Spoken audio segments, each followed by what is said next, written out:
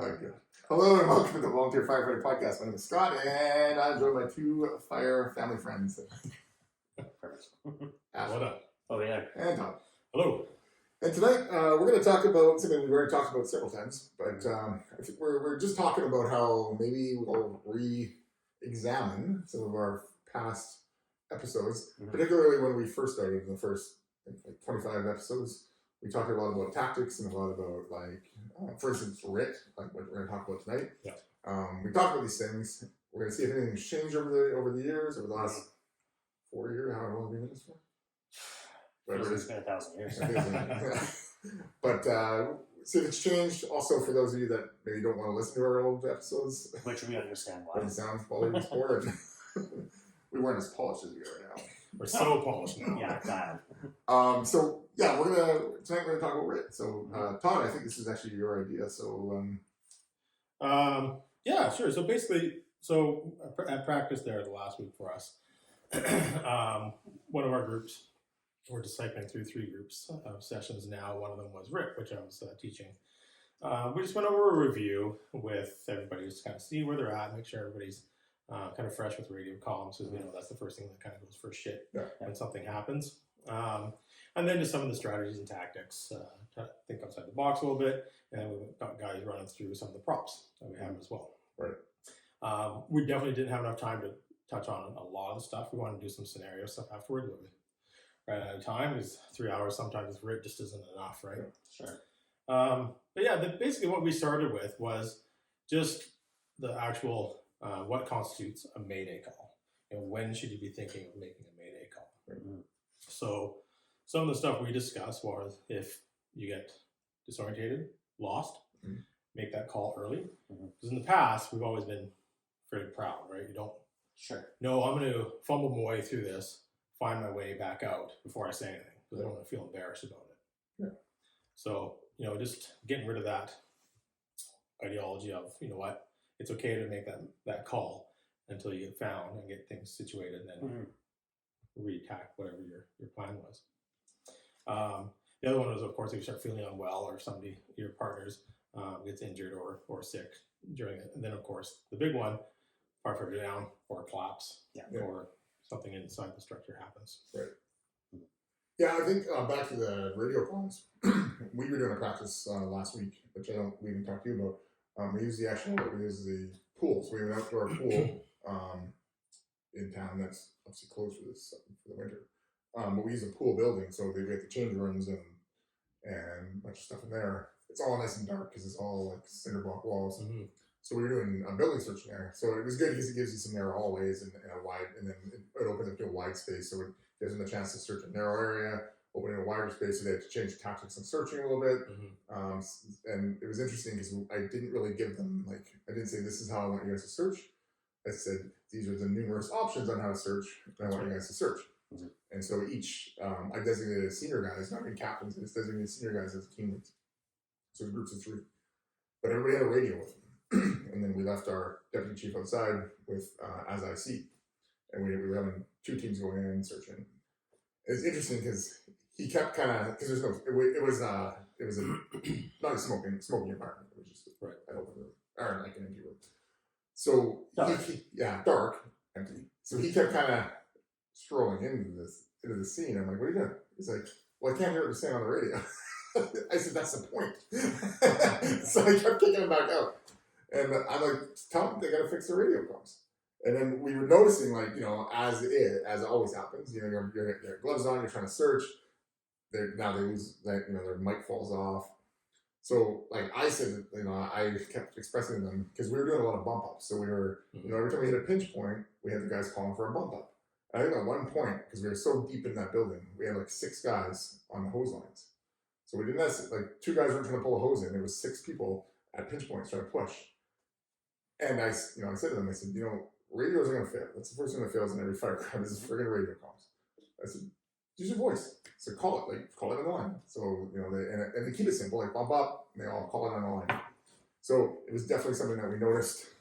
It's definitely something that we noticed with the comms always drop. Right. But one thing we did do, actually we'll get into that later about the evac. Yeah, we'll touch base further on that, I guess. is. But I think over time, RIT's changed from when we started. Mhm. Definitely from when we started, because RIT used to always be what they used to do. We throw out a tarp. Someone would Yeah. throw like Nobody an axe. nobody really practiced Yeah. the best RIT procedures, right? Like No. you say, oh, make sure you establish RIT. Like you kind of knew, okay, you got 10 minutes, to set things up, etc. But then people would start throwing down tools on a tarp. But then, so I need a halligan. Yeah. That would migrate off the Yeah. RIT tarp. Yeah. Things like that. Yeah. The last thing, the only thing that's left is the RIT bag. And we didn't have a RIT bag at the time either. Yeah. When we first started. And then who was the guys we used to leave on RIT? It was usually either the oldest or the newest. The newest, exactly, which is totally There's opposite. the guy, the person who couldn't probably I got a bad back. Put me on RIT, okay? Or this guy's super young. Yeah, you're brand new. Just stand on this tarp and watch because we need this guy here. Like we need to have a guy on RIT, but he should be. They had him as like the rookiest of the rookies was standing on the tarp just so in case someone checked, we had a RIT guy. Yeah. And then of course over time we're like, no, RIT is like the SWAT team. Yeah, you need the most highly trained, highly capable members on the department. Yeah. So there was that big change. That was one of the big changes was getting into like using higher level members. Yeah. And I think the other big change was the biggest change was we're no longer stationary. Like, don't stay on that tarp. Like start doing it. Do your the IC is doing 360. Captains are doing 360. Either the RIT leader, if there is one. Sometimes there isn't. There's always one leader because if you and I are partners, one of us is going to take lead. Yeah. But both RIT guys can go do a quick walk around the building, look for gas lines, look for exits, listen to where the team is. We're big on following the team as they're going through the building. Look through the window, always right there. Just because it started over here doesn't mean that on one side of the building, it started on the A side, but now we're on the Charlie side. It's like why not move around the Charlie side? Yeah, absolutely. I think like you said, the majority of it back in the day was you establish kind of your RIT tarp and your tools, and you just kind of hover and stand there. Yeah. Whereas there's a few different things here. There's the RIT team and the RIT responsibilities, but then there's when the RIT is activated. Then there's also RIT procedures and self-rescue for the firefighters, right? Right. So like it all kind of goes hand in hand. Yeah. And I remember like we've had discussion. We had an instructor come in and was teaching us. Was he teaching us fire officer one? I think it was. Was either fire officer or training instructor. Yeah, and we had it was like a fire officer because I was there. So we had a massive. I wouldn't say it was a pretty good disagreement. It was a pretty good disagreement because he was from the old school. Like he's like, no, your RIT should be parked on that tarp. They should never leave. And we're like, that is ridiculous. Yes. It was like, nope, he needs to move around. No, why would he move around? I'm like, they have to move around because that's what they're dealing with. Like they should have eyes in the whole building. I mean, they should know if they're going to chop a window into a door. Like like what I mean. Like we're on the first floor. Okay, there's a good window there. The guys are working in this back corner. If something was to happen right now, we should have a chainsaw. We can cut this. Make this into a nice exit route for those guys. Now, don't do it unless you have to, of course. You don't want to destroy the house if it doesn't need to be destroyed, but throw ladders, move around the building, get people to start throwing RIT ladders. And by RIT ladders, we now go on a slightly different angles, so we know it's a RIT ladder, right? Yeah, I think so. Let's expand just on the RIT team's roles and responsibilities, and then we'll talk about more of the self-rescue kind of stuff we're doing with the RIT training. Right. So to keep going with that is so what's RIT's responsibilities, right? Is like you were saying, Scott, your 360, looking for those gas shutoffs, looking for power issues, lines where they're attaching to the house, secondary means of egress, softening doors, softening windows, getting a rescue action plan in case the guys go down. And that kind of pairs up, depending on the type of structure you're dealing with, what tools you should be bringing out in your tarp. Because we always do, and we still kind of do the same. Like, oh yeah, here's your RIT tarp. What kind of tools do you guys want to bring? Go grab the stuff. Next thing you know, everything's on the tarp. I was like, hey, I'm proud of you guys for thinking all that, but simplify it a little bit. That took you a long time to do that. So let's look at the type of structure, where the fire is, and what we're dealing with, right? What if a Mayday call took place and the RIT starts getting activated? We know it's going to take 12, 14 guys for a rescue for one firefighter. So we're going to have a lot more bodies involved in RIT all of a sudden. So as we start developing and actioning our rescue plan, we can start bringing in more tools at that point. But start with the basics. Yeah, I think those first initial tools like the Halican bar, the axe, maybe even some of the battery tools that we have now. Because even back in the day, we didn't have battery tools really that worked well. So maybe some of those battery tools like a reciprocating saw to cut like a beam off a guy, any that kind of stuff. The RIT bag, of course, with the extra stone bottle. And it has an extra regulator in it. It has an extra universal RIT connector. Using door wedges, got an extra rescue strap. We had some glow sticks. Shit on a rope. I looked at the glow sticks lately and realized they expired, so we flipped out the glow sticks last week. Nice. So, all those things. I always tell the guys like the first 2 guys that are on RIT, they're like a recon team. So they go in, they crawl in, they recon what they need. If they can do a rescue, perfect. If there was like a window right there and they can get the guy out, perfect. But if the guy's literally pinned underneath a roof, well, 2 guys with a Howling bar and axe and maybe a little like couple battery tools aren't really going to do much. Like back to what you said, it's going to take like 14 people. So now it's like, okay, now this is what we need. This is the extra resources we now need. Maybe we need the spreaders. Maybe we need the K-12. Maybe we need all this other stuff. Lifting bags, what, right? Yeah, so, and we did practice like that. Remember when I built that big, I don't know, I think you were still on, in our old search building before we got the sea gowns. I built like a 500-pound roof. I dropped on the dummy. Yeah, and then the guys had to use like a lifting bag and stuff to try to get the roof off the guy. Right? I remember that. Yeah, so it was like, that's more realistic. Like, when shit lands on people, you're not just going to go in with the axe and halligan. No, exactly. It might work, but. And I think going back, even just stepping back to just your outer prepping and stuff, like once you do all those as a RIT team, technically you're supposed to come back to the safety officer and IC and say, look, this is what I have. Give them your face-to-face. Compare your 360, compare your drawing that you have on your RIT board and say, this is my rescue action plan. This is what we're going to be doing. This is where I have secondary means of egress. I've softened this door or whatever. And when we say softening doors, like, so if you say they're making a push on the alpha side door and you go around to the Charlie side and you find a door, if it's locked, breach it, but then ensure you still have door control. But the other thing you can do is take a flashlight, place it inside, turn it on, and then they have an illuminated flashlight at that door. So be aware, right? Little things like that. If, depending on, we don't really have a lot of bars and cages on windows and stuff here. If they do, cut them off, get them done and gone out of the way. So RIT's working. But on that note, like you said, RIT needs to be available to respond in a moment.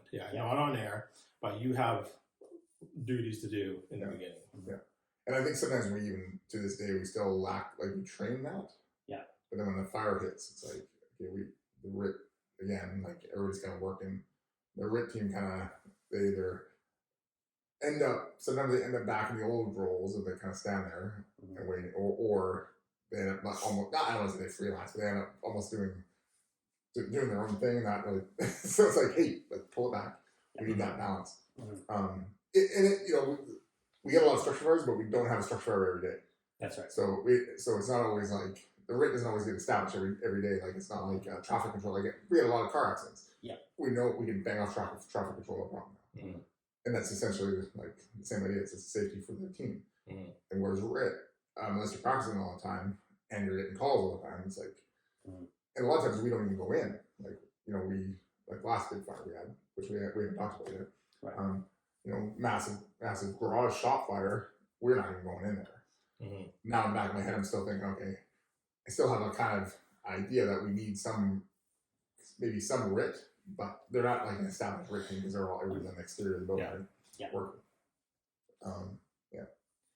And with that as well, like once you've given that report off and you've got your jobs done, like you said, you don't need to go back to being stationary. Like you said, situational awareness is key with every firefighter, but also just with RIT. Like listening to the comms, where are they? Okay, they pushed up to the second floor. This was their task. Knowing where they want to be, paint that picture in your own head of as they're going in with that information you have, and kind of follow them around and see if that plan is going to change. Is there a ladder up on the second floor already? And then be throwing ladders. If they're making that push to the second story and there's not ladders yet, RIT should be all over the ladder. And that's probably the big thing who changed. Yes. Throwing ladders. Cut you off. Yeah, no. If you're going to be throwing a ladder, like communicate that up as well. Like once they're done, I think like Todd was saying there, bring that back to IC, bring that back to safety officer. Hey, on Charlie's side, we have a bedroom window, ladder throw. Yeah. Just so everybody in the command structure is aware that there is a ladder there for egress. Yeah, and it's super important for the inside crews. So once RITs establish their jobs and have the secondary means egress, IC needs to announce it on the ops channel saying, look, this is all crews, this is where, or attack one, whatever you're calling them, you have speed advice, you have secondary means egress, Charlie side window. Yeah. Right. I mean, I went so far as I remember I threw a ladder and I just climbed up and I'm like, I waited, the guys were inside working. I'm like, you're knocking the window because I'm taking the window out. I'm like, hey, there's a ladder here. Okay. And I Yeah, it's super important. Like it's one of those things, over the years, like we never threw secondary ladders unless you're throwing that one ladder to work off of. That's right. Yeah. So, and that's a big mindset change of no, like that's why we need all these other trucks here. Start pulling that equipment off, getting things in an easily accessible area, and using it. And then back to the tarp, that stuff that is on that RIT tarp stays on that RIT tarp. Nobody takes it anymore. Mm-hmm. It may happen still. yeah, it runs a while. But just a quick borrow, right? Yeah, the RIT guys are doing their 360 and they come back and where did I freaking hell did Marcus go? It's always the irons. Like Yeah, that's the easy one to grab. Yeah. Right? Well, we got Chainsaw. chainsaw. Extra hose line is sitting there sometimes. Yeah. Like, oh, Yeah, this hose because line is we'll sitting there. toss a quick cleave and roll there Yeah. with the nozzle Or sometimes a charged line we have sitting there because Yep. like, oh, what's this extra hose line sitting there? I can take that. yeah, I was gonna say that's big too. Actually, when we didn't talk about that, you need your secondary line there ready for rig to go, right, and make sure nobody touches it. Yeah. Like we had our one fire south of town that we called you guys for as well, and we had a RIT line with our RIT tarp, and that hose line got used a ton, but it was like it literally stayed at the RIT tarp, And guys are just using and they were using it from that spot. So like I don't mind that. Like like things aren't black and white. Like because you're not using a resource, like you're spraying water. It's still there. It's not a fine. Right? You're not using the air pack that's in there. Yes. You're using water that's rechargeable. And again, I know sure there's gonna be somebody listening that's gonna argue that, but back to the situation, right? Like if it's a BC box, this is the one area that we need to work on, and I just need a little bit of water application there real quick. Hey, thank you, job done, right? Yeah, like why bring the guy from the Charlie just to do a quick application when you can simply grab this and spray? You're not dragging it away. Manpower is always the issue too, right, for us. Yeah, always and never is. Yeah. That's the only thing I say. Don't talk. Basically, other than water. Yeah. Like water rescue. Yeah. Like that's kind of the only There's thing. very few always and nevers in what we do. Actually, back to that building search we did the other night. We had one of our new guys, and he hadn't done a lot of building search, and he had actually because we had an uneven number. So I had people doing the cycling in, and then I had these two senior guys, actually three senior guys. They were kind of leading. So they were leading the scenarios or leading the searches. So it was nozzle, backup, and cap. Like what we were doing as a captain. So senior guy. So they were moving through, and in one of the not scenarios, one of the searches, the guy was told to do one thing. They found a patient, and okay, you all the partner. Okay, and then the next scenario was one guy's there started ringing because by the time we got done, I wasn't letting them change their air packs out until the end of the practicing.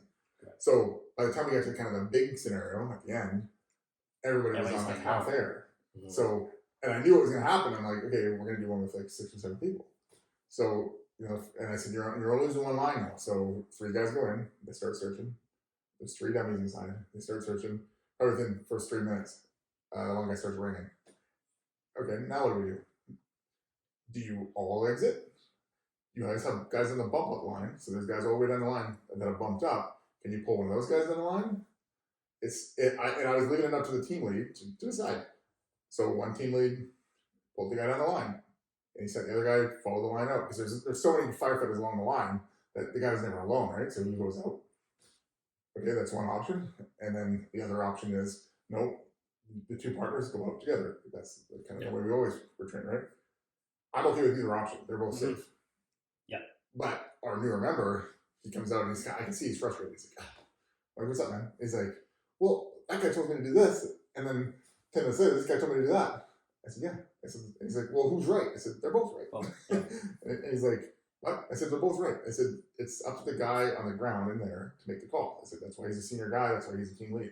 I said, he's making the call based on what he sees and what his experience is. I said, they're both right. I said, I'm not gonna. It's nothing's cut and dry. And he's like, oh, okay. Because I'm like this. I get the book probably says one thing. I said, it's the person on the side making the call. I said, Yeah, and they're both safe. and what it comes down to is strictly just back to the accountability. So That's right. we've got our tags and passports. So, Yeah. and again, distance, type of structure, things like that. So, like if you have to exit for whatever reason, and you got all these guys in the bump up line and you're 10 feet apart or whatever around the corner, so you start making your way out. That communication goes out, Mhm. and then command technically should be like, okay, yeah, I know this firefighter is now off this team. He's here. So they're all, that loop is always connected, right? Yeah. And that's ultimately all it comes down to is the accountability, or knowing where your members are. The thing I was most impressed with the other guys, and we're kind of getting away from the RIT a little bit, but actually I guess it goes back to the RIT, was how good our door control guys are now. Right. So at any point, I went to our door guys, like the guy on the door control, and I would be like, how many guys are in there right now? And they'd be like 6. Okay, perfect. How far in are they? They're a length and a half in, so they're 35 feet in. I was like, perfect. Yeah. I'm like, I don't need to know all 6 guys, just as long as I know there's 6 people in there. I'm like, who's the team lead? Grant. Okay, awesome. Perfect. So now I know who's the team lead, how many people are in there, and because they're not going to remember 6 people going, like, who are the 6 people? I don't know. like it's hard to know. But that's huge Yeah. information, and as a door control guy, that's awesome to have that info. Yeah, right? 100%. And that's so good because it takes that pressure off the IC because he's doing all the other stuff. So he doesn't have to be like, oh, I missed a guy, where do you go? Like, did somebody go in? Hey, door guy, how many guys are in there? Blah. Cool. Perfect. Yeah, like you already know how many people are on that team, whether they're in or out yet. Yeah. Like as they grab another member for the bump up, you come back to the door, be like, I knew I had a potential 6 people that were going to be going in. Yeah. When I left, there was 4. I'm back here now. Hey, how many guys do I have in? 6. Okay, Yeah. this entire team has now moved in, Yeah. so I now know. But that's moving your that's still toes. okay. And that all translates back to the RIT. Like the RIT guy could come up and say to the door control guy, how many people are in there? Well, there's so many people in there. And that's part of its job Yeah, as well. right, to work with safety. safety. for that. Those guys are doing that. Yeah. We had, so again, just to say about the guy on the door, our practice, which we won't get into, but it was just a quick interior attack and then some roof ops. But again, like we had one of our new members was on the door, and like I go up to him and I'm like, hey man, how many guys are in? 2. Perfect. How far in are they? Oh, they're just right in there. I'm like, well, I don't know what that is. Like, what kind of building is this? And then he's like, oh, right. I'm like, so again, like I explained, like how far in is the hose? And he like looks back at where the next coupler is. He's like, they're probably 60 feet in. Like, They're really exact, just need to know. yeah. Yeah. They're just past a length, so they snaked their way the entire way in. Perfect. So like I can listen, I can tell. Same thing. I'm like, hey, let me know when they start to flow water. And he's like, oh, okay. So he's like listening for it, right? And I'm like, no, like Hold the line. Yeah, if you're holding it, right? He's like, oh yeah, for sure. It was just a quick reminder, right? So these are all the things that the guys on RIT can learn from the guy at the door. Yeah. Guy, girl. And that all comes down to the situational awareness. Yeah. 'Cause it's very hard to teach newer people as they come into service situational awareness. Sure. So by having these little conversations, it's going to slowly build it, right? Sure. And that it's super important with self rescue. Yeah. And RIT operations, right? So I'm not saying we beat the RIT part, like the actual team now. Yeah. Um, So I guess let's talk about self-rescue and Yes. the Mayday call. yeah, so we kind of talked a little bit about the RIT operations and what they should be doing and procedures. But yeah, so the Mayday call, of course. So we talked about, okay, what would a situation be for Mayday, right? So yeah, I feel unwell, firefighter falls, this and that, firefighter drops, etc. Roof building structure collapse. Yeah. You get disoriented, Disorientation. lost, things like that. What do you do? Oh, okay, yeah. Mayday. And then there was a discussion, somebody said, oh, well, do we say Mayday, and then wait for a response? Like, no. Say, give you a Mayday call, spit out the information that you have. Mhm. So Lunar is a great one. kind of your location, your unit, your name, your air and needs and stuff, right? So the other one is just basically, who are you, where are you, what happened, and your air level. It's like reading it's like when you write an essay, what, where, when. Yeah, pretty much, right? So keep it. Yeah. And the trick with this stuff, because there's so many things going on, and it just turned into your worst day ever all of a sudden if you're making that call. So keep it simple. That's the biggest method. So that radio communication comes out. So yeah, it's Mayday, Mayday, Mayday, TAC Team 1. We're on the second floor. We've got a firefighter down. We both got 50 plus air. I need help getting them out. Yeah. Perfect. Simple. And then everybody needs to shut up on the radio ground. Yes. IC comes back. Okay, radio silence. Copy the Mayday. Safety needs to come up for a face-to-face immediately with IC because we still have two things now. We've got a rescue and we have our fire operations that need to continue. Yeah. So safety at that point needs to take over the fire operations. Fire operations switch to a new channel. They continue on. RIT procedures stay on that radio channel where the Mayday called. So there's nobody switching channels or any of that bullshit, right? So that occurs. Now, of course, RIT's going to start mobilizing, doing their things. As the firefighter, as the partner, let's just say you're single rescuer. So it's a two-man team. We're limited on manpower. You got two guys in. Scott, you're in. Scott drops. First thing I'm going to be doing after I make that call, I'm checking his air, and I'm doing essentially a patient assessment, right? Sure. Is he breathing? What's going on? Is he talking to me? Did he just trip in class, or did he have a syncopal event, or is he cardiac arrest, or is he conscious, not conscious, breathing, etc. Then I'm checking his air, and then back to that situational awareness. We need to get him out as fast as possible. Our lifeline is the air we're breathing. Yeah. So when you give that air report, I don't want to hear, I'm at 1282 PSI.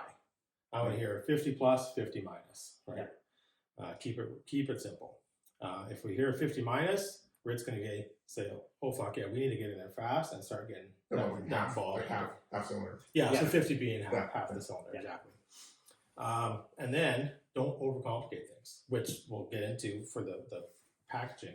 But can I just simply grab this guy and drag him out? Like, how far am I in? How are you going to do that? Are you going to grab the one shoulder strap of the pack? Are you going to grab his drag rescue device?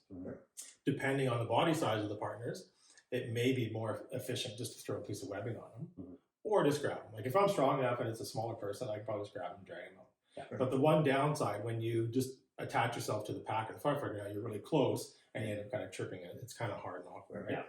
Whereas you gain a little bit of distance with that drag rescue device or a piece of webbing, it really makes your life a lot easier to drag them out. Yeah. You know, I think another thing like human nature is you try to go back the way you can. Yes. But like a lot of times you're closer to an exit or a window than you are if you went back through. Yeah. So do you need to drag them all the way back through, or can you find a window? And I think another big important thing is, and I'm trying to kind of preach to our guys more, is if you're in the room and you're not in the room and there's a fire and something happens, you can shove the hose line back out, close the door. Yeah. Because you isolate the room. It's basically a reverse VIS. Yeah. You're isolating the room. The reason why I say shut the hose line back up because the hose line is going to stop the door from closing. And so get the hose line out, close the door. If there's more than one of you, one guy can hold the line and fight in the hallway if he has to. Yep. So there's options on that. Like, do we just isolate the room, knock the window out, and maybe if your radio is not working, how can you alert the team what room you're in? You can hydraulically vent the window. Yeah. Like, just start blasting a hose line through the window. They're going to see the stream. See that. They're going to, holy, that's where they are. Like, if they're not, like, ideally the RIT would know where you are. I'm thinking in like a house, like a single family home. In a large commercial building, it's going to be different. Yeah. Because there's not a lot, you might be right in the middle. Like, I always go back to that warehouse fire that a number of years ago, the guys died in the States. Yes. It's like the big one, right? They're right in the middle of the building. Yeah. But on most of our fires around here, I'm going to say 98% of them are going to be You're pretty close to single family homes. Yeah. And I'm really glad you said that because that was a big thing we exactly talked about as well. And we brought it back to the situational awareness a few times on that. So the priority is getting them out. Is the easiest way the way I came, like you said. Yeah. Is it a BC box? Am I only 15 feet away from that door and it's a straight drag, or 20 feet and it's a straight, easy drag along nice laminate flooring where he slides nicely? Yeah. Or is it carpet? Is it a bitch? Is it a hoarder home? Is it all the shit in the way? Yeah. So by identifying your safe zones, like you said, hey, I just passed that bedroom. I remember it was like right behind me. We closed the door. There was hardly any smoke in there. That's my safest zone because I'm not strong enough or fast enough to get this guy out. Yeah. I'm going to drag him in there and close the door. Hey, I'm in this first bedroom. Get on the radio. And activate the pass one. Yeah, exactly. Yeah, sorry. And then, that was the other procedure. So after your Mayday, after your lunar report or whatever report you're giving, then activate the pass. Don't activate the pass first and then try and talk. You can't hear shit, right? So then activate your pass. Yeah. And then start dragging them out, right? Flashlights on, wave your flashlights, all that stuff if people come in. But having that safe zone, like you said, now you got time to slow things down and be rescued if you need be, right? It's a lot safer environment. Yeah.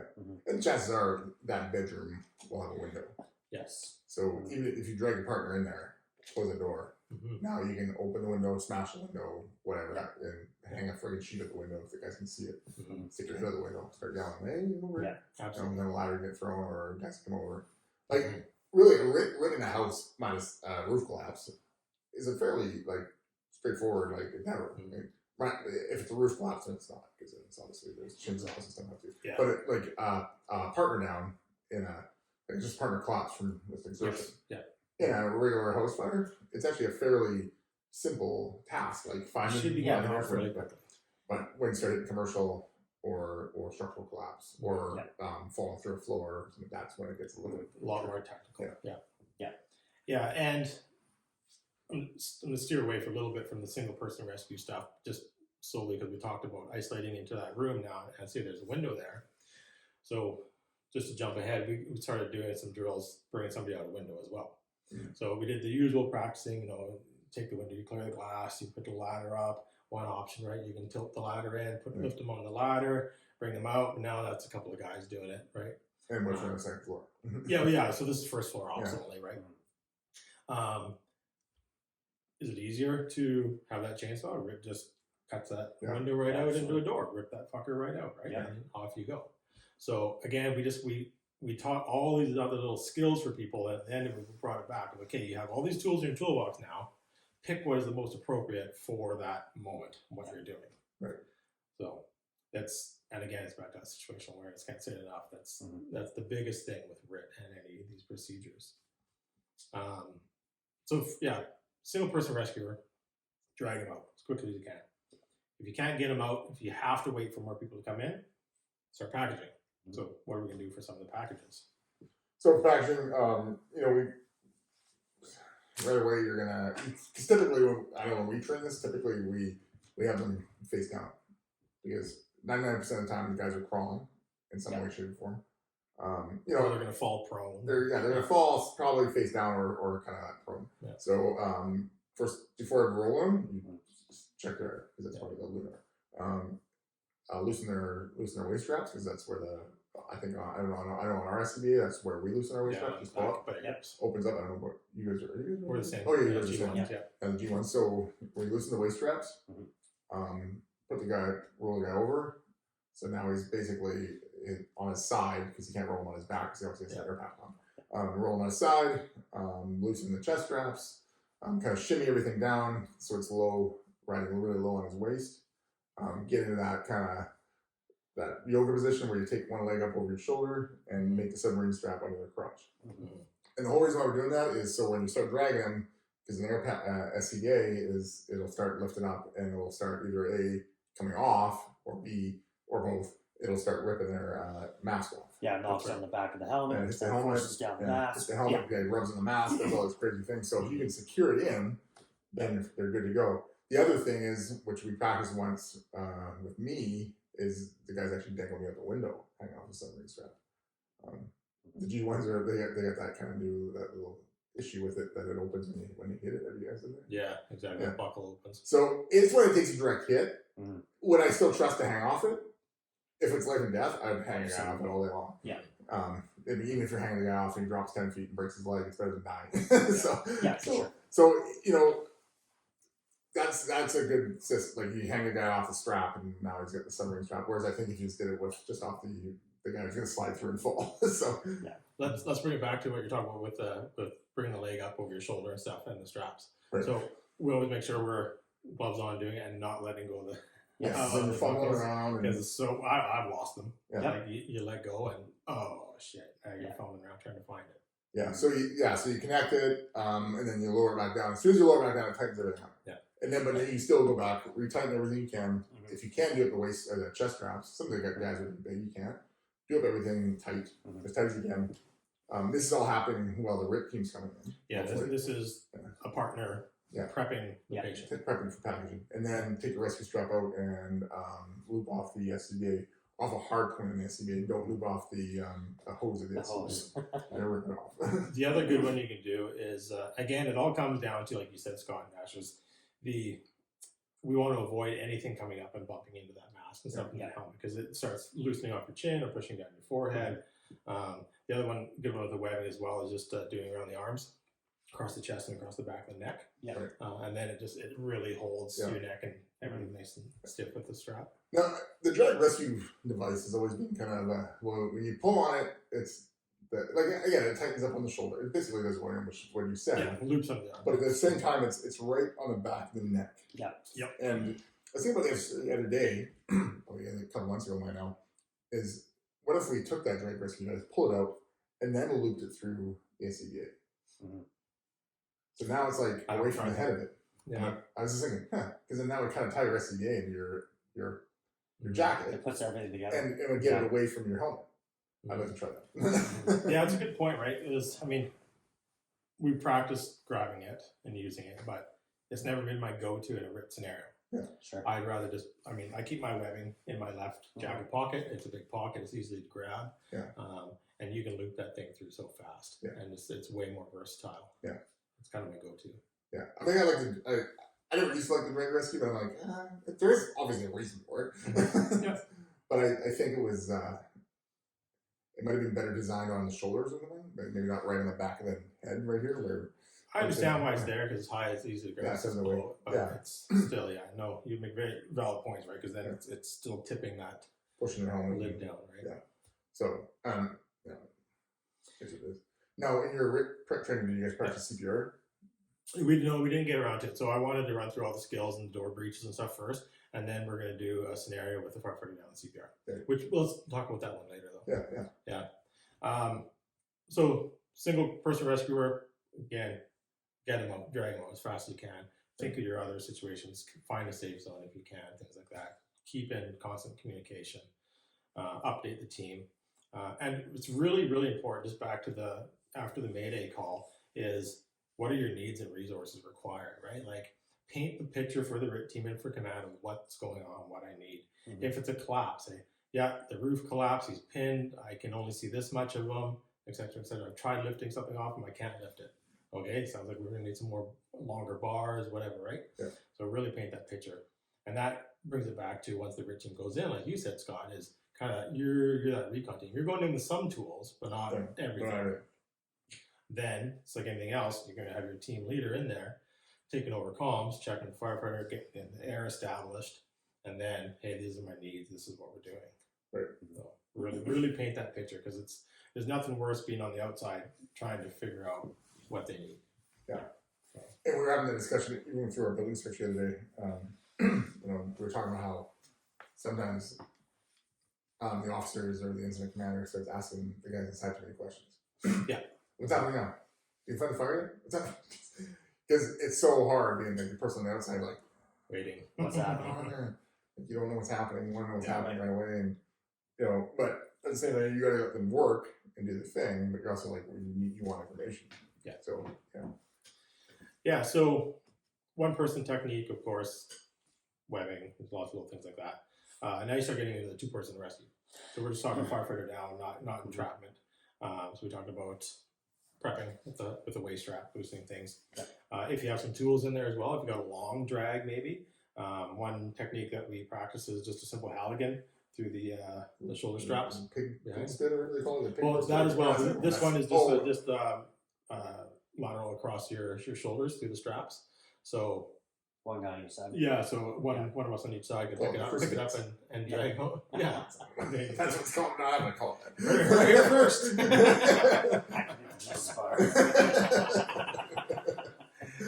Yeah, so that works good. But the downside again is now width-wise, Now you you're got wider. real estate. So Yeah. back to the situation: what type of building are we in? Yeah. Then, like the good old Bigger Yeah, right pig down the roast, match. right? Yeah. So the New York hooks work great for that. Yeah, nice and short, and they're rigid. Yeah. Yes. Like the You may rent a New York bar. you guys been to New York bar? I've been trying it, yeah. Who are you lifting? Earl? I was gonna say Earl. Oh, you were okay. Sorry, I thought you meant you've been to the last practice. No. Oh yeah, we definitely did. Yeah, we got one. Yeah. We were listening to Big Guy. Yeah, Yeah, we you're tried right. it. Like he's just like a big farm boy stout. Yeah, So we we're like, all right, let's try on the biggest guy. And next thing you know, you're like, whoa, hang on, stop. the bar's dead. But yeah, that works. That works good. I like a pipe pole. I don't think I've pulled a pipe pole since we went to New York. No, gosh, no. They are. Yeah, next to useless. Yeah. But the New York bar works great. There's a place for them. Sure. Downside with that is if it's somebody heavy, now just the two of you front and end, you're taking a lot of weight, you're lifting right off the ground. Yeah. The pro to that is, of course, if there's debris and stuff in the way and you got to go over obstacles, Yeah. he's elevated already. It's a pretty safe, quick move to get him out. Yeah. Sure. Yeah. There's all sorts of other little techniques guys use. There's a Superman out the window. The old Superman event, where you like put your feet on his hips, like you're airplaning him out the window. Yeah, so the Denver drill. So Yeah. the Denver drill is designed for a very confined space, Right. And you have to go out a window. Say there's a bunch of debris or whatever, and you don't really have access to go around them. So you're gonna prop them up into a sitting position, facing the window. The other guy's gonna scooch in behind, sort of facing you. You're gonna put your feet on his pelvis. You're gonna kind of hold his shoulders as he goes up, and you're gonna leg press him up and hand him off the other guy. It sucks. It's a ton of work. Well, especially like obviously if the person's totally unconscious. Yeah. It's like good luck. Good luck trying to get underneath them and trying to do all this stuff. Yeah. And on that same note, out the windows on the first floor style stuff. So we practice with a spine board. Yep. In the past, right? Yeah. I think simple clamshells, whatever else. So anything rigid and wide enough. Attic ladders work good because they're a little bit shorter, right? They're a little narrow, but I think we have But that. it works. It definitely works. I mean, anything that you can get your hands on. I mean, we've in training, we always preach grab whatever's around you. So if there's something close by, like if it means wrestling a person up 2 feet onto a bed, which then cuts down that lift angle or that lift height, by another 2 feet. I mean, just utilize whatever else is around you. Dressers, right? A lot of homes. Like I just look at my own home and my kids' rooms. There's dressers there by the windows. Flip that down. Now you got a little bit of a A platform. bit of an elevated source there, yeah, 100%. Yeah, the trick is just thinking outside the box and keeping it simple but fast. You got to move with purpose on these things. Yeah, I think those are the big things. Like getting that report out there, getting as much information as simply as possible, getting it out there early, activating the RIT. Never hesitate to activate RIT. Yeah. I would rather have a RIT team activated that isn't required than wait an extra 2 minutes because again, time is of the essence. If you're, like we didn't really stick or say too much about if you're disoriented and when you should activate RIT. I mean, the moment that if you're off hose line and you don't know where you are, the moment that you don't know, activate RIT. Get guys coming. If you find the hose line, oh hey guys, never mind. We're squared away or whatever. Yeah. Right? Yeah, full stop on RIT. I'm back on hose line. Perfect, right? But to get that out there right away, everything takes time. And I mean, if you're already so far in and you've been working and pushing inside the building, I mean, it's not like you've got an endless supply of air. So getting that coming quicker is very, very, very, very important.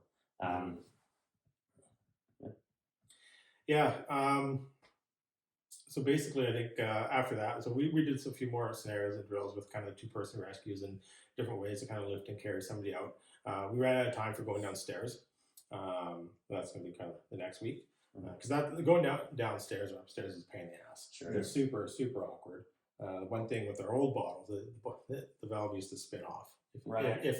If you didn't have somebody strong enough to actually lift the ass right off and clear the stairs all the way, it would bump. You can turn off. Bump, Yeah, and catch. it would start turning. I remember on, trying right? to come get some guys' air off once. Yeah, we've done that before in training. It's Right? good. It's good happens in training.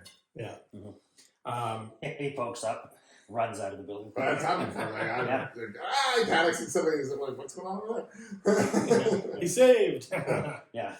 Yeah, so stairs going up and downstairs is going to be the next evolution. Then we just kind of focus on doing some wall breaches. Gotta go through some confined spaces. Going through it backwards, swinging your shoulders through and rotating. Like with the like wires and such. No, just a wall breach. Oh, Just a straight wall breach through the studs, and then going through with your pack off, just keeping your pack secured in your either with one shoulder or your strap, pushing it through and then crawling through.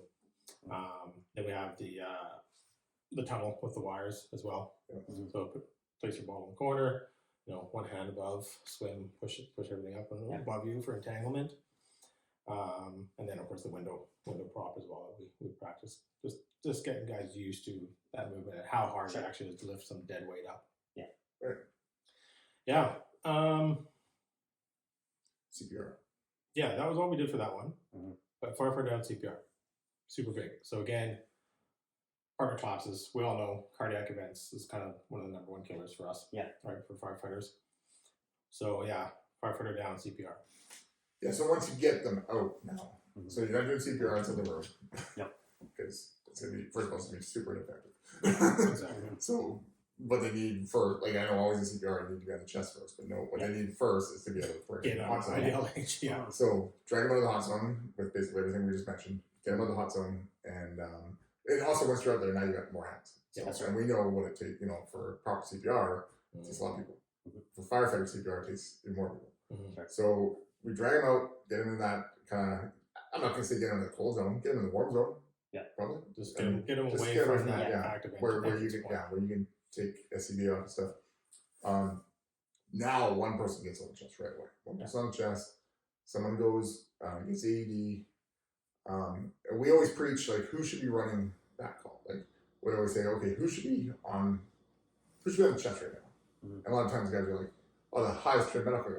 No, the highest trained medical guy should be standing there, giving direction, Yeah. because he's the one like whether it's a captain, probably not. We have higher trained, we have paramedics that work with us. I'm going with them all day. Like you tell us what to do, and knowing at least one of the paramedics that we have, he will tell us what to do, and we will gladly listen to him. Absolutely. Not gladly all the time I won't listen to him, but but I will listen. Don't give him too much credit. Yeah, I'll listen to him Yeah, on there. I will definitely listen on medicals. Yeah. But it gets me on the chest right away, working on it. The other person that actually before the chest guy is that head control kind of leg person. Because and placing the firefighter into his because the key is getting that stable platform to start that CPR. So as you're pulling him out, it's basically you're holding on to his shoulder straps or wherever. You kind of wedge yourself, you like kind of open your legs up and let that bottle kind of fall right between your legs and wedge it in almost right below your groin. And try to make that platform as stable or as flat and stable as possible. And then you're holding them. I was going to say that's the biggest win on that one is we practice and they're still not super stable, but if you're the guy coming in behind, you grab him, pull him up to that bottle, it's real tight in your groin, and position your legs so he's as flat as possible. And then essentially you have his head kind of just by your sternum, and you can start stripping. Yeah, so you're now once you have it stable, person that's on the chest starts working, and then people start taking gear. So we're talking chest compressions over top of the coat. Yeah, correct. So guy the head he's not really doing anything now, so he can start taking off helmet, BA, etc. Some people turn the BA onto the purge just to get some airflow going. I don't know if it's. I don't know if it helps that much. I know we practice that as well. I'm not too sure. Yeah, I'm not really sure if it's enough pressure to actually assist. It's not really. It's just going to blow through, right? But I think the biggest takeaway is as long as you're getting shit off fast. Yeah. So head control person covers basically everything. Neck up. Yeah, shoulders up. Then we got guys on the arms. They're taking off gloves. They're pulling the cuffs. pulling the cuffs out because most of our cuffs are kind of a little funky there. So pull the cuffs out, flip the arms back, hand it to the guy at head control. He holds on.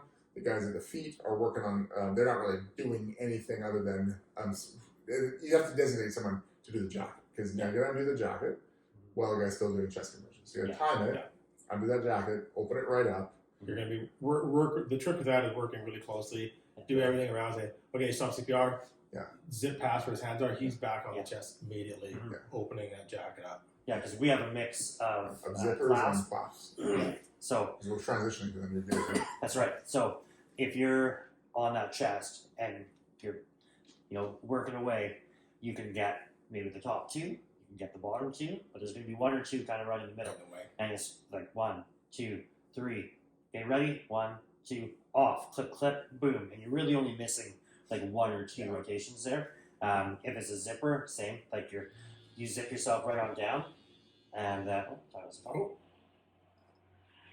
Sergeant Fire Mutual. Just a fire Commercial fire alarm. So yeah, you get that zipper down. You're waiting. Okay, 3, 2, 1, and it's completely timed because you don't want to be once you're on that chest, you want to be on it 100%. Yeah. So now that you kind of got them, jackets undone, arms are up. Now you can actually kind of do that oyster shuck as we call it. Yeah, exactly. So, and the trick of that is, so now the guy at the head really grasp onto those cuffs and lean back and pull it tight. Yeah. So then, if you're watching the video, basically the patient is laying with his arms up and then just. Yeah, the guys hold on to the legs and pull. His pants stay on him; they don't come off. Pants stay on him. Pull him right out. So now he'll be a firefighter. There'll be a firefighter with pants on, suspenders, and like a t-shirt or they have underneath. Yeah. Now the t-shirt can get cut off. AD can get applied. Pants can stay on for now because that's not interfering with CPR at all, right? Yeah. So then that will open it up. And a lot of times, if you plan it right, you can actually even put a backboard in, so the guy slides right into the backboard or right into the climb, whatever. If you're thinking ahead of time, absolutely. You have that spine going out there. Yeah. So again, manpower and always, like we always say, plan ahead to be ahead, right? Yeah. So that's coming out. Technically, all your stuff should be at that position, ready to go as that firefighter comes out already. Yeah. Kind of part of some of the RIT team. Maybe the medics are already advancing up, right? That's one thing we haven't done a good job with is showing that to the paramedics. Paramedics. We should probably do a better job at. I mean, like we've went down to your station and talked to them, and they've shown us the ambulance and shown us what stuff is on the ambulance. We've never shown them what we do though for when one of our guys is injured. They know we can do CPR, but now we need to show them. There's a ton of steps before. There's steps we can do for our own person. Yeah. Because I feel they try to take over, they're gonna get their shears out, try to cut. It's gonna be a gong show. Yeah. At that point in time, essentially just politely ask them, okay, just step aside for literally less than a minute, and that guy's going to be shocked right out of that jacket fast, right? Yeah. The other niceism is if you're the guy that just was finished CPR, just support the head and neck as they go down, and then the next person beside you then jumps right back on the chest and gets on the CPR. Yeah. Yeah, it's super effective. It's very fast. Like in under a minute we can get them out and be on that chest right away. Because the one thing we know for cardiac arrest is that early high quality chest compressions, early defibrillation is key, right? So having all that stuff there is big. Yeah. I really like the firefighter CPR down stuff, and I feel we always need to throw those evolutions in every now and then. Yeah, we haven't done it in a while. Yeah, a couple of the newer guys were making a comment about that. Yeah. I think they've seen it once. Yeah, it's got to come out again. And RIT and like firefighter down, CPR, these are all things that you obviously hope you never have to use. It's very high level of importance, very, very, very, very low occurrence. Halo. Halo. Exactly. High occurrence, low acuity. Yeah. So I mean, but those low occurrence, high acuity, low occurrence. Yeah. But those are the things that you want to be dialed on, right? Like you talk about RIT and the likelihood in our lifetime of that being a thing. Is it probable? Sure. Have we had a true RIT event? I mean, I haven't seen one. But it's something that I want everybody to be super dialed It's one of those things as a training officer, like I balance, like I'm like, okay, like there's so much stuff you got to train every week or every year, sorry, but every week we only have a finite amount of training. It's like, okay, do I train RIT again, or do we train another skill that we also haven't trained in a while? Yeah. And then plus then when it's closer to summer, then we got to do some water rescue stuff. Yeah. Okay, well, how many water rescues do we have a year? And then I got the ropes guys going, hey, we haven't done the ropes in a while. I'm like, yeah, I know, but we like do one rope call a year. But ropes is a skill that diminishes a lot. Yes. And then we also have to practice, obviously, like the bread and butter stuff, like the core firefighting skills, like running nozzles. But and then you can tie it together. Like you can do layers of training on top of it. So, like you can do hose lines, you can do venting all at once. Sure you can. But then you're not paying as much attention to things that you should be. Like we sometimes throw a RIT scenario in on a sim. But we haven't trained the bread and butter. We haven't necessarily trained it lately. Yeah. So it's like, there's always that balance. Yeah. And that's the hard thing about the training because like you're like, okay, what haven't we trained lately? Yeah. Well, we haven't done this lately. Okay, do we need to train that? Like, okay, we haven't done pumps in a while. Okay, well. Yeah. Well, it's interesting. Our newest officer approached me the other day and said, like, how many practices a year are like what we used to call playbook practices. So things that is like goes towards our basic firefighter skills. Yeah. And like just kind of all of our practices, annually, I kind of said, like, man, I mentioned maybe 60%. And of that 60%, on top of that is our monthly meetings.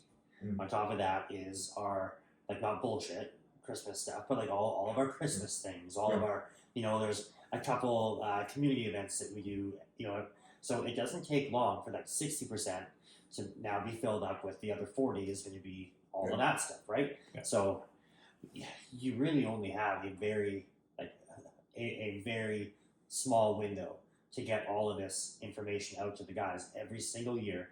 And sometimes you may only get to hit something once. And there's really no choice but to layer, to have 3 or 4 skills taught in one night. Yes. Because you cannot, okay, we're only going to do 1.5 inch hose line tonight. Yeah, that's right. No, we got to do, we got to do a hydrant. We got to do, we got to do so many things because we just, that'd be great.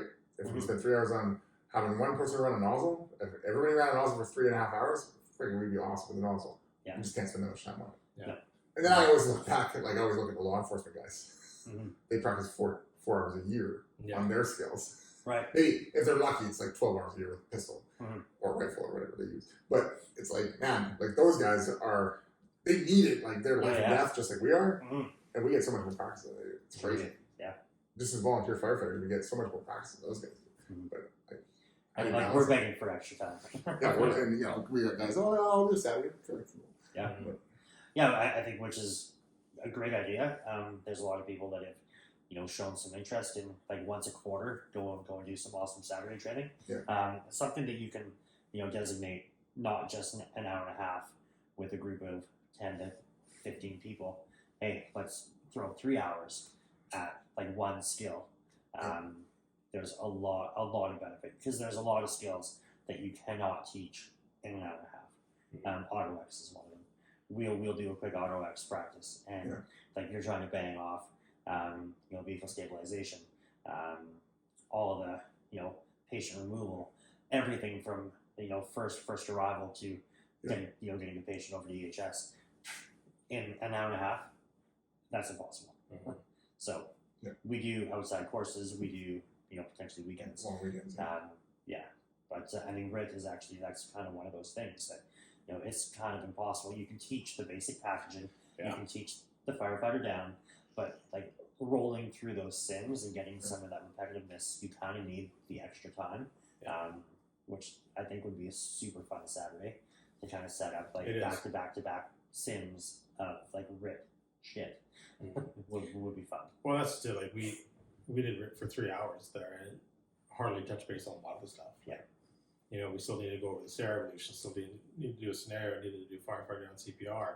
Didn't get into doing a building collapse or a structure collapse where you actually have to bring guys through confined spaces or over obstacles. Yeah. Once you start doing that, you're burning through a lot more air, you're using a lot more guys, and just how you position yourself to pass off the workload, pushing and pulling, and then crawling over a thing and then turning around and pulling them up, and like there's so much more to it. How we've done in seminars. Yeah.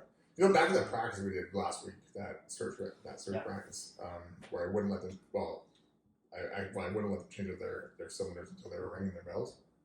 So what I actually did is while they were prepping for their final scenario, I laid out 4 full cylinders on the ground, and that was all the spare they could use.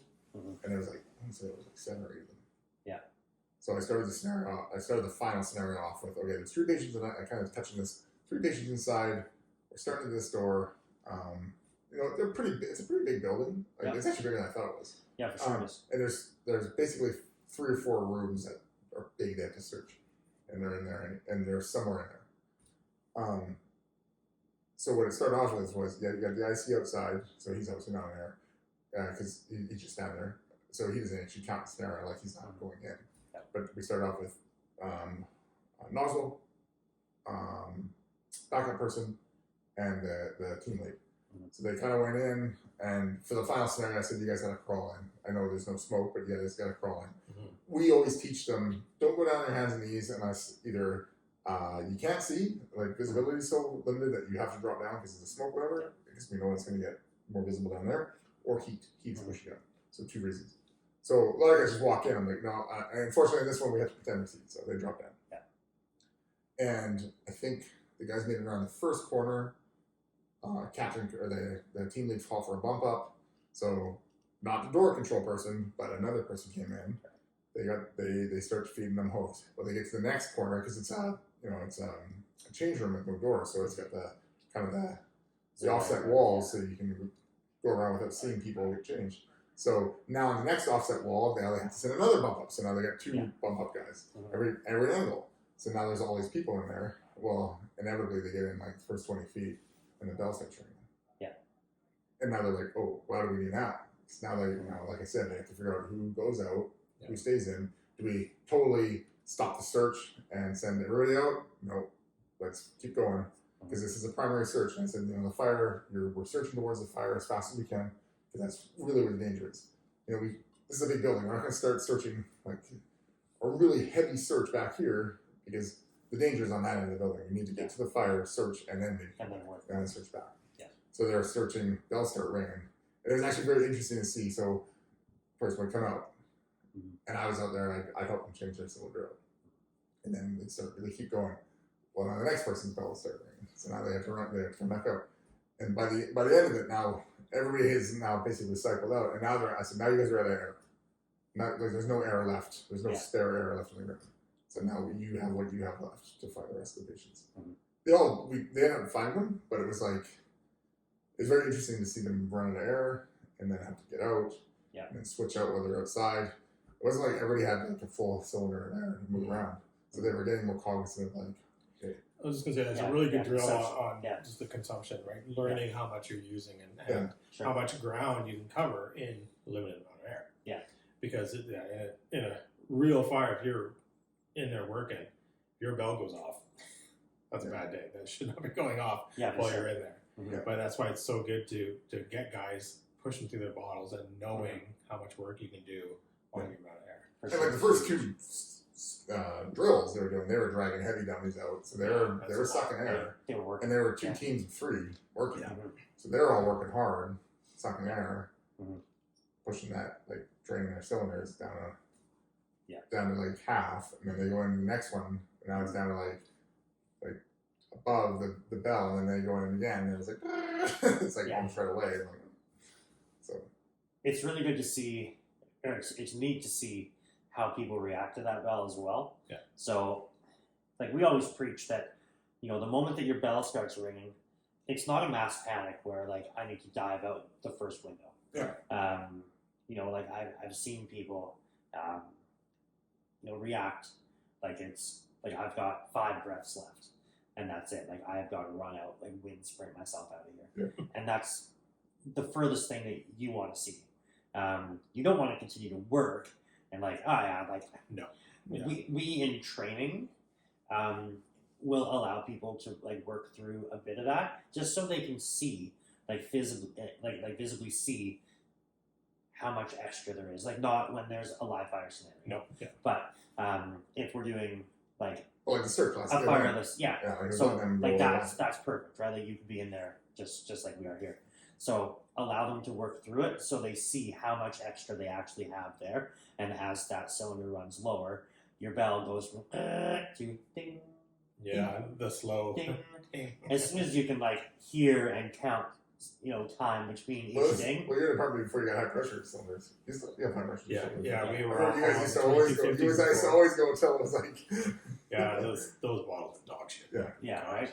But like allowing them to realize how much extra time they actually have is a really good tool to show when you're not in a live fire scenario, because there's zero worry other than your mask sucked into your face and then you just remove your regulator. But it shows that I don't need to panic. I can stay calm. I can, like, if I'm in the middle of like lifting this thing out of the way, I can continue. I don't have to, oh my god, drop everything and leave. I can finish doing what I'm doing. I can alert the team, hey, running out of air, firefighter coming out, and then you can slowly work your way out. I think that is a really good thing to show in training. So when that bell does start to go off in, if you're an interior team, if you're a search team, whatever it is, like you should be monitoring that for sure. But if it happens, it's not a panic. Yeah, I know one thing we've talked about before, doing consumption drills. Yeah. And that's really humbling because that's the full on. So you got a partner, you're carrying a cone. Okay, your air is on, you're breathing. Okay, just spin the bottle off, pat on the shoulder, start walking. So you're just breathing normal until your air starts running out. Then you start doing your pursed lip breathing to see how far you can actually walk. And seeing that distance, how far you can actually get, is pretty humbling. And then it builds that or that tolerance of, okay, this is how I need to breathe because I know my mask's going to suck my face any second here. And don't panic. Get that mind. Okay, now I just need to slowly pursed lip, exhale as long as I can, and just builds that comfort zone. Sure. There's not much comfort in it. No. Well, and I told the story before. The one time when I was in the structure fire, and Spencer and I were working on the second floor, and we were working in this cold environment, and the insulation had fallen onto my, like, it was like that kind of, it wasn't like Not vermiculite, but yeah, it's kind of like vermiculite. yeah. And it was wet and cold, and it landed on my back. I didn't know, obviously, and it trickled down and hit the bell, and it froze into the bell. You know the story. Yeah, that's right. So the whole bell got frozen. So I'm sitting there and we're fighting the fire. I mean, the fire was in the mop-up phase for sure. Like, it wasn't full rock. Yeah. But it's still an ideal H environment. So I'm working away, and remember Spencer's, I don't know if his bell started ringing, or he said something like he's lower on air. I'm like, oh, that's weird. I should be low on air. And as I'm thinking that, it's like, my freaking ass sucks my face. I'm like, whoop! And I'm like, oh, shit, I'm out of air. You know this, yeah. Yep. I'm out of air. I'm stuck in the hallway upstairs, and now I'm like right out of air. So I slam Spencer in the back. I take the hose line, like shooting down, and I remember I sealed like down the stairwell. I like slip and slide down the stairwell, and I like hit the bottom landing, and that's where it was no longer NDLH because the fire was on the second floor. So I hit the bottom of the stairs, I rip my mask off, and I go outside. I'm like, woo! That was close. Like, that was the fucking training we used to have. So the old masks with the low pressure hose, the good old elephant trunk that connects to the regulator and your waist belt.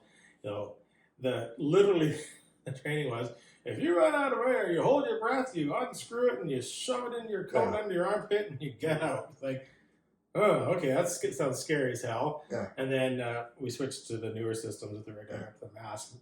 And right away, everyone's like, oh, what if you run out of air? It's like, well, don't fucking run out of air. Yeah, everyone said, I don't trust that bell. Oh, man.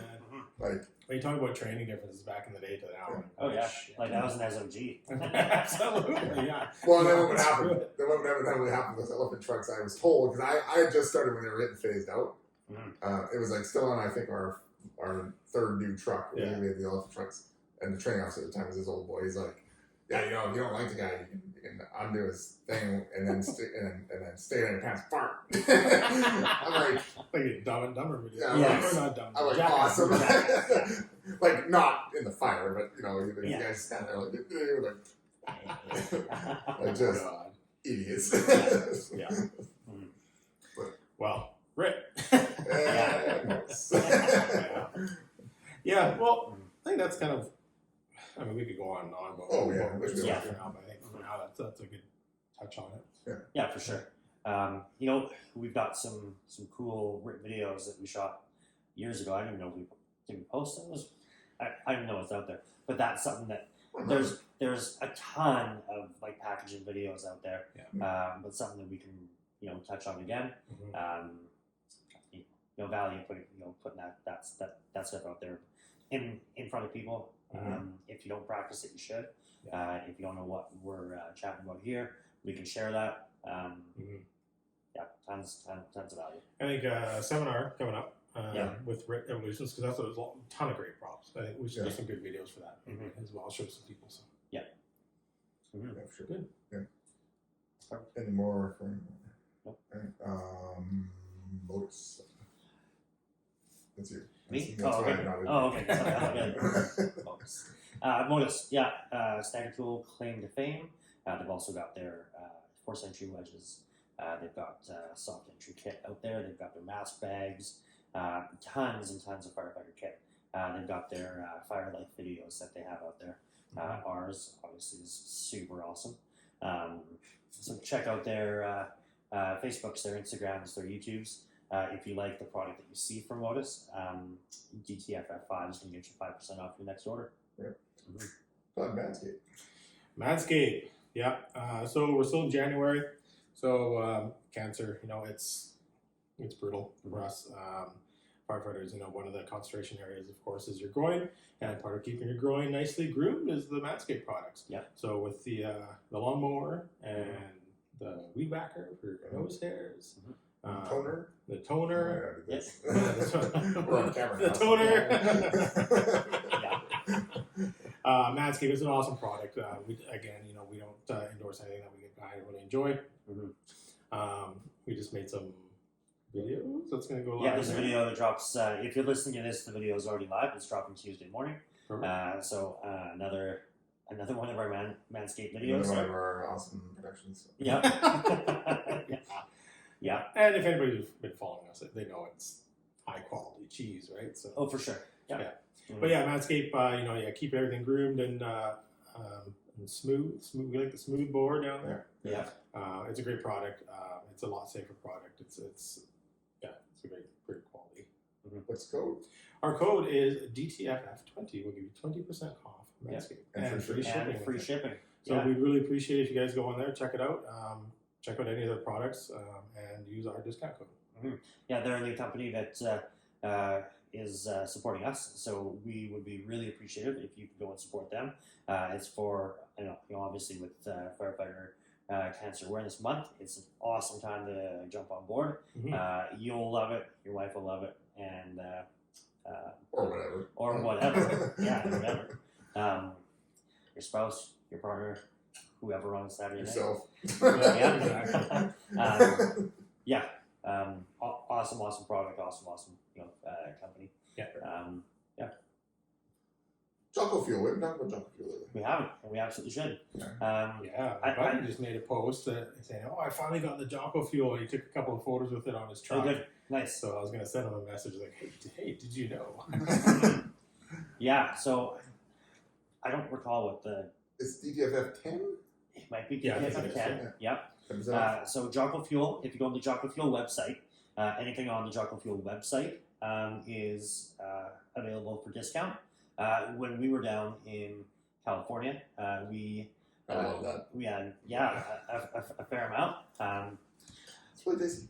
Yeah, Mhm, it's it's good. really good for it's not the classic energy drink. That's one thing Well, there's other stuff too. It's not just we had Jocko Go. we had We Jocko had Go. a number of other things that Yeah. go with that whole Mhm. line. There's Yes. like milk and all that kind of stuff. Yeah. And supplements. Yeah, which is great. So any of those things are available. So hop on the Jocko Fuel website, and DTFF10 we believe is it. So Yeah. If that um, doesn't work, let us know, and we will find the right one. Yeah. 99% sure it's DTFF 10. There's so many discount codes we have now. We have 5s, 10s, 20s. Yeah. If only we wrote shit down. Yeah. Yeah, absolutely. Yeah, in your book. Why is it not in your book? Hi. Stop the Bleed time. Stopthebleed.org or stopthebleed.ca. So 3 methods of major hemorrhage control is direct pressure, tourniquet application, and wound packing. Make sure you have a high quality tourniquet. Take it out of the wrapper because blood is slippery than shit. And trying to And fight. adrenaline sucks. Right? Yeah, adrenaline sucks. Taking the shakes. Yeah. So we have a lot of good videos on there as well. To check that out if you want to become an instructor or just curious to see what it is. There's all sorts of content out there. Make it high fidelity sims when you're training with it. We've checked out our YouTube on it. We kind of did an instructor's point of view of the course content. If you are an instructor, as you know, the course content is pretty basic, but we really like to liven it up and do some scenarios. Drag it out for a couple hours. The kids love it. Whoever general public loves it. Well, that one kid didn't. Yeah, well, one kid passed out. We add a few videos to make it more realistic and show how critical blood loss can be. So, Sure. Yeah. Stopthebleed.org or .ca. Yeah, Dr. Nick in our TAC. Yeah, Dr. Nick Sparrow out of the Kootenays in BC, Canada. They are they're a subgroup of the ATAC, so ATACC group. So RTAC is a right now they're offering an online version of the rescue course there.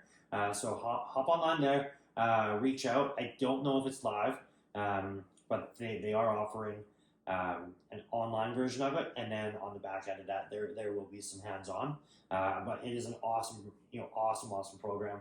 Dr. Nick and his team there do an awesome job getting that information out there. They do have that sort of shop talk. What do they call it? Shop talk. Yeah. Where it's just a really cool platform. Check that out if you're interested in kind of sort of that real world, high fidelity version of like Stop the Bleed, but much more in depth. Where we at? Tanner Olson. Tanner Olson. Yeah. Tanner Olson out of West Coast Canada. Great country music. We had him here live for your 100 year and coming for a seminar. He is secured. So if you're anywhere in the Pacific Northwest, I guess. Yeah. I mean, anywhere if you want to buy a plane ticket. Yeah, absolutely. Or if you want to listen to me on Spotify. Find him on any of your usual listening platforms. Tanner Olson Band. We really love him. He's a great guy, great band. Really good band music. Yeah. They can party pretty good. They can. Or pretty bad. Depends which way you want to look at it. Last day's last, I guess. So what do we got now? We got Instagram. Yep. We got TikTok. Yeah, absolutely. Yeah, we've been posting on TikTok again. We got Twitter. Yep. YouTubes.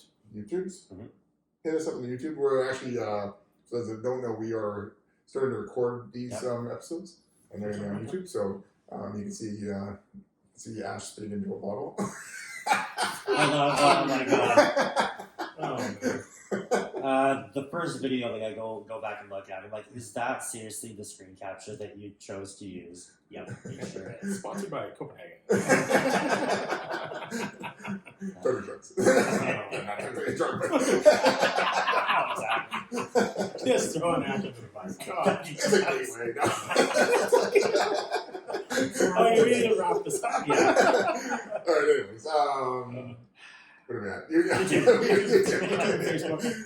Yeah. Facebook. Check us out on Facebook. We post a lot of our content on there and links to where we can find our content. Yeah. If you are in the area in BC, come to the seminar.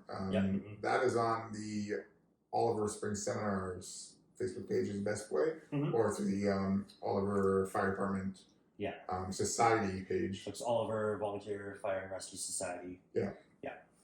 Is there also a link on the BC Volunteer Firefighters? There will be soon.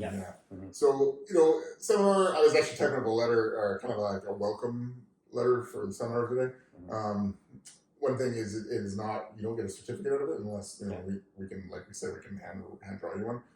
It's really just a tool building weekend. It's also a way to introduce yourself to other firefighters from around the province, make some new friends, meet some new instructors, because we have a lot of instructors giving up their time just to come and teach. It's good because they're giving us basically free content. Yeah. but they're also promoting themselves in a way where people may want to hire them to do other courses for them. Yeah, some more in-depth courses Yeah. where there can be an actual certificate. Yeah. If that's what you're interested in. Yeah, we have nothing but good feedback from our seminar. And we try to make it, as we said, a real Firepalooza. So actually, I looked up what a palooza was. It's actually a word. It means like something unique and cool. Extravagant and unique. Yeah. So it's a Firepalooza. Yeah. Firepalooza it is. Yeah, we got lots of live fire planned, lots of AutoX planned. Still working on some Fortis gas and electrical. That's always fun. Everything's pretty much hot, like nothing like hands-on.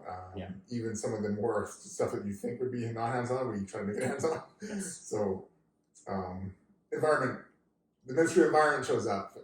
People are like, oh, this is going to be a dry PowerPoint. No, we actually flood a creek. Well, the creek's kind of there already, but we managed to get water into the creek. Yeah. And they actually do fake oil spills and stuff. So it's actually like, even that, which could easily be done on a PowerPoint, they've embraced it in the fact that it's, no, you don't have to be boring. We can actually make this a hands-on topic. So yeah, I think that's some of the best feedback that we've received is every session there's something that you can pull out of there.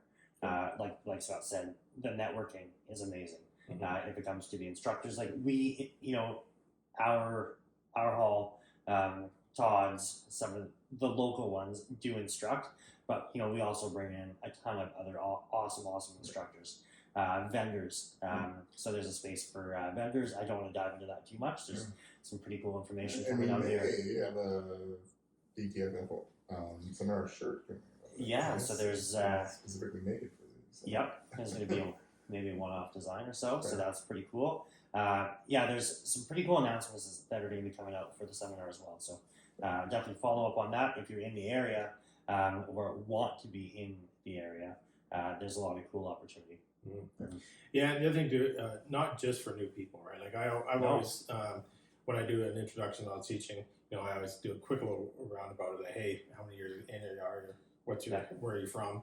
And we guys, oh, it's my first year as a firefighter. This is all new. I've never won SCBA to. Yeah, I'm a 25-year veteran, done all this before, but it's awesome. It's fun. Yeah, I think that mass variety. I've had exactly like Todd just said. I've had the junior firefighter that just like barely got the waiver to leave home, and then we've instructed a deputy chief that's been on for 30 plus years, and they're going through the exact same thing because there's something that they can take back. If it's somebody that's just getting that initial experience, or if they're looking for all of these little tips and tricks that like if you teach the same thing over and over and over again, over time you dumb down your own course. So you have to see like what other people are doing, and then you take those little tips and tricks back, put it back into your own training. That's awesome. Yeah. Well, so we actually get some kind of obscure sessions in too. Like this year we have an animal rescue, like how to rescue large animals. That's right. Like how to pick up a horse. There's like that, Yeah, we're actually going to crane. Yeah, we're gonna get a crane. Like use our high ab. And we're there's a dummy horse coming. There's a dummy horse coming. Yeah. So we're gonna throw a horse down a ditch and how to pick up, like hoist this horse. Yeah. Whether it's on somebody or whether it's not somebody. Like the horse gets spooked and boxed, right? Yeah. I mean, we're in a very rural area here, and there's a lot of equestrian lovers. So, so that's an option. How many large animal calls have we been doing in our area? Yeah. Like actually, a lot more. A lot more than RIT, that's for sure. Way more than RIT. Yeah. The NBA is where the trailer gets rear-ended hard, and the horse is smashing the horse. Yeah, it's a livestock. Inside, absolutely. Yeah. And then also, obviously, small animal rescue, pets and animals and stuff. So just kind of like things that you wouldn't think of, and things that maybe that's not a 2-day course. I mean, maybe it is. I think it actually is. Yeah, but you could also learn enough skills in the 1 hour to take it and at least go back to your department and be like, hey, this is there's some value here. Yeah. So I guess that's or Firepalooza. Firepalooza. Yeah. Actually, if you're on our Facebook, if you're on that Facebook page, check out our shirt. We designed it based on basically a concert shirt. It says Firepalooza. Somebody gets them. A little nod to our department with the station number on the skull guy's helmet. So, yep. Yeah. Nice. Yeah. You can pre-order and buy those. That's right. Are we shipping those things? I guess we could if they pay the I extra. think if they want to pay shipping, I'm sure we can. Shipping. Yeah, yeah. If it's a one-off order that you're just looking to purchase a shirt, we would love to hook you up with that. You get one for free if you show up. So Yeah. Mhm. That's a purchase. Yeah. If yeah, you're it's renting it. built into your event ticket. Yeah. Yeah. Also, your food is built into your event ticket as well. Yes. Yeah, but I mean that's one thing. And then Wilson's built in your event ticket too. Yeah.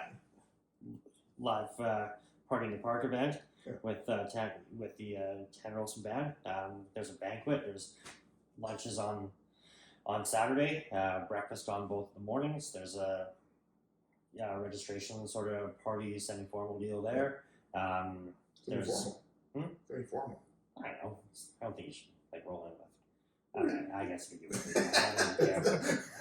As long as you buy a ticket, Not it's formal. I think we look semi. Usually guys are in their station wear. Generally, people show up. Yes. Yeah. If you come in flip flops and a t-shirt, You're not gonna if you paid, you're coming. And you're going to stand out if you show up in a dressing room. Yeah. That's right. Yeah. And by the end, you'll have your tie tied to your head. Absolutely. Yes. Anyways, that was Yeah. more than enough information. What if there'll be any So, street race this year? Does Mr. show up? We're gonna call him out on it. Well, Ash. They are showing. Thank you and have a good night. thank you. Have a good night. Good night. Stay safe. Stay DTFF.